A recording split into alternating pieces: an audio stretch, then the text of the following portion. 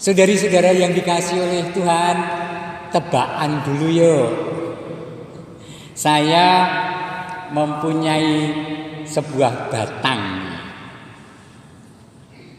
Kalau Anda nanti bisa menebak ini batang apa,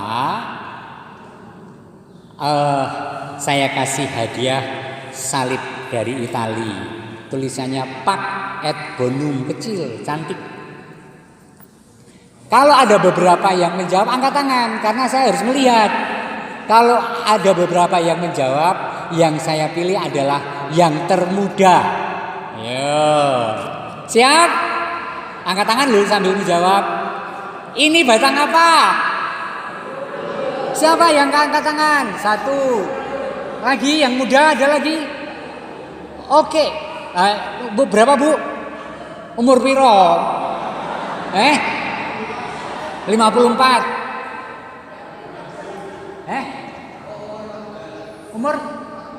Umur 14 ini, merini. Apalagi ini, batang atas ini disebut apa?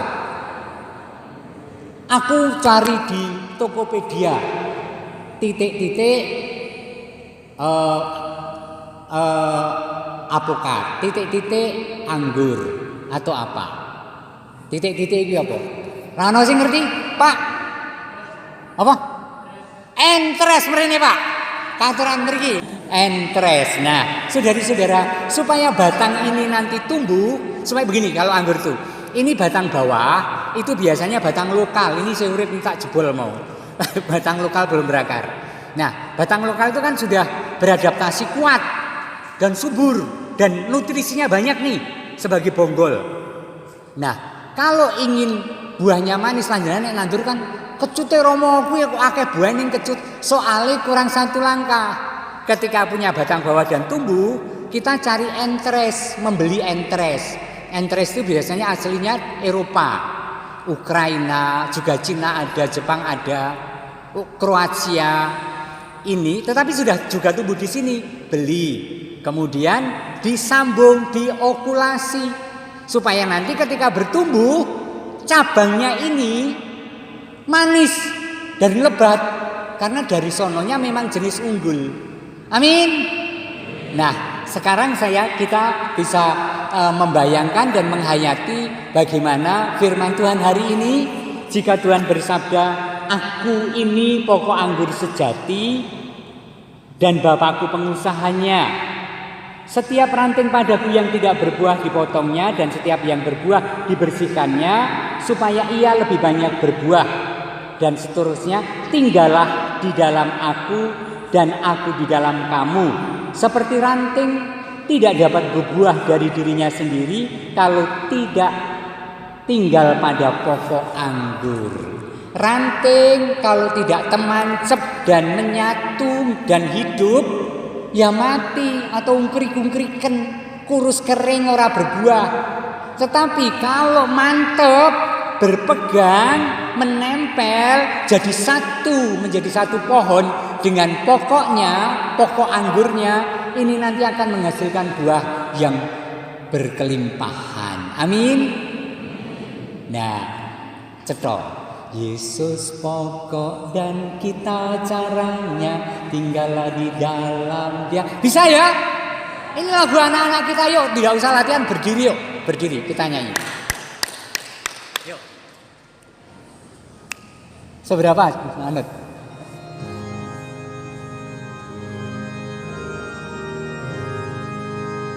Yesus pokok, yuk.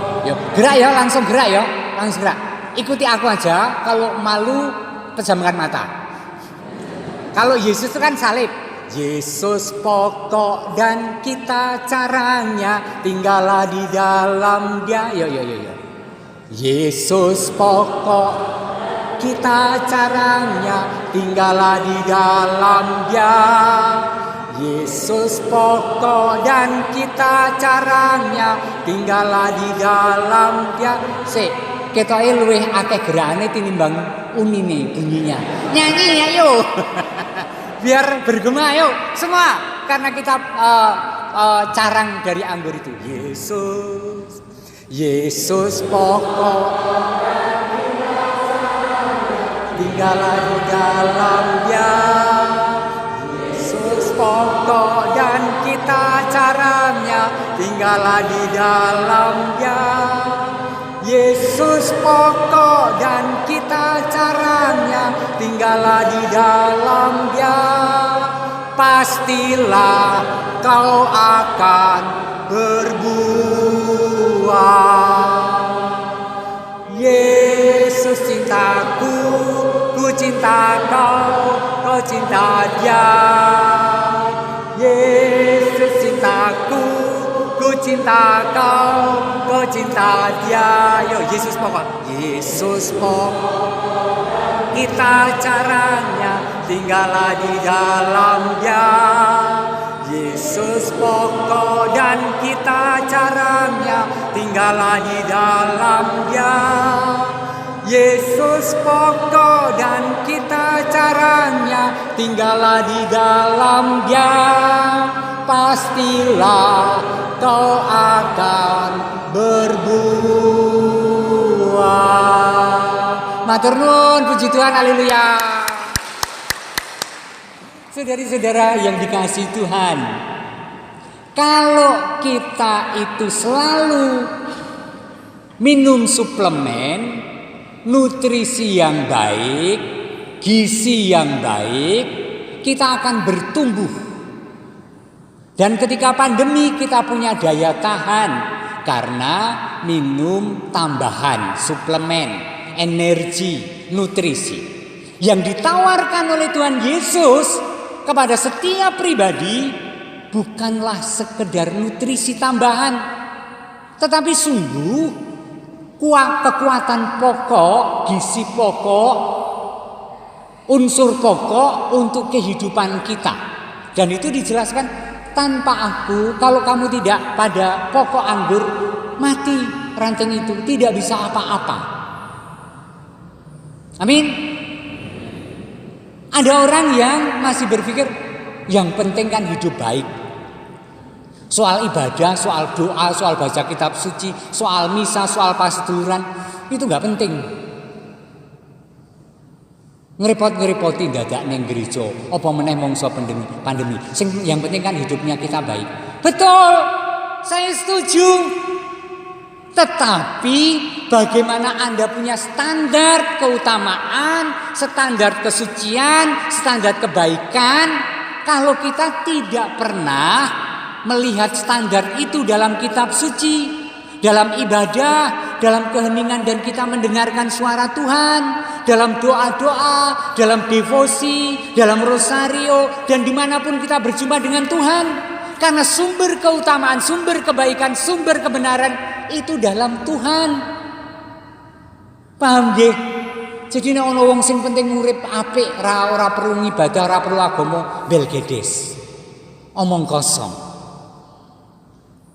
Pasti harus orang itu belajar dari sumber utama, yaitu firman Allah dalam iman, yaitu ibadah-ibadah yang kita hidupi, yaitu perjumpaan dengan Allah secara personal dalam doa.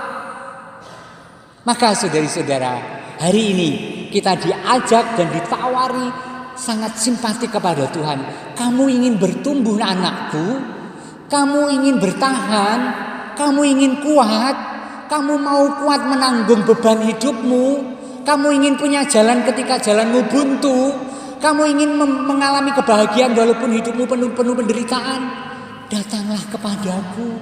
Aku ini pokok anggur dan kamu ranting-rantingku.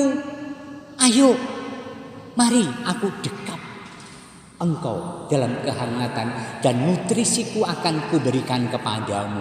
Itu tawaran kita untuk setiap pribadi di antara kita, amin. Maka saudara-saudara, saya ingin, ayo kita persembahkan kepada Tuhan hari ini perkara-perkara hidup kita. Kita persembahkan kepada Tuhan ngregyeking aboting uripe awake dhewe.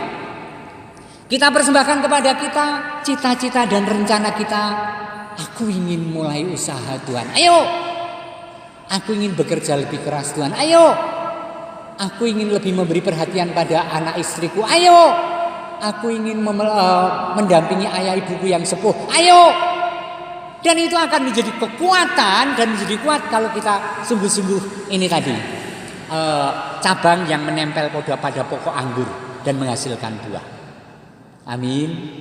Semangat. Oh ya, tambahan. Bacaan pertama menarik sekali. Paulus itu kan bertobat. Padahal dulu populer menjadi penjagal, populer menjadi penganiaya, populer menjadi orang yang mengejar-ngejar orang-orang Kristen karena dia Yahudi yang radikal. Tetapi kemudian Allah menawarkan sebagai pokok anggur. Yesus menampakkan pada Paulus dan Paulus tergerak dan kemudian menempel pada pokok anggur dan tidak mau lepas lagi karena dari situ ia disuburkan. Bagaimana? Paulus ketika sudah bertobat pulang ke Yerusalem dan menemui para rasul. Orang Yerusalem heboh. Ora mungkin wong kuwi mertobat. Ora mungkin wong kuwi Kristen, kuwi golek-golek, kuwi mata-mata. Wabeh wedi, ditolak. Paulus tidak putus asa karena dia yakin ia bisa bertumbuh pada pohon pokok anggur yang benar. Maka walaupun disingkirke, bahkan Paulus kuwi diterke diulihke wis kowe mulih wae ning omah, rasa melu-melu. Kembali ke Tarsus, lihat, Anda bisa baca itu. Kembali ke Tarsus, frustrasi loh. Tetapi Paulus tidak frustrasi. Di Tarsus dan di mana-mana dia tetap bercerita tentang Tuhan Yesus, imannya yang baru, yang menjadi kekuatan, yang menjadi sumber keselamatan. Maka saudara-saudara, ayo bersama Paulus kita menjadi ranting yang menumbuhkan buah yang berlimpah karena menempel dan erat pada pokok anggur yang benar, yaitu Tuhan Yesus. Amin.